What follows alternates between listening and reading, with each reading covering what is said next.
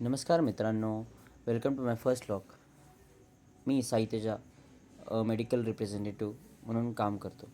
So सकाळ सकाळी मस्त फ्रेश होऊन तयार झालो. मेडिकल रिप्रेझेंटेटिव्हचं काम कसं असतं आहे आज तुम्हाला मी या व्लॉगमध्ये दाखवणार आहे. आणि मस्तपैकी नाश्ता केली. जे डॉक्टरला काय काय द्यायचे आज सॅम्पल ते पॅक करून घेतले. मग बॅग घेतलो. चला जाऊया. मग आज सकाळ सकाळी मंद्रुपचा प्लॅन होता डॉक्टरांना भेटायचं मंद्रुपमध्ये. सो आम्ही निघत आहे मंद्रुपला. मंद्रुपला हेल्मेट कंपल्सरी आहे. इंटेरियरला जाताना हेल्मेट घालूनच जावं लागतं आहे. सो मंद्रुपचं वातावरण, रस्त्यावरचं वातावरण खूप छान होता.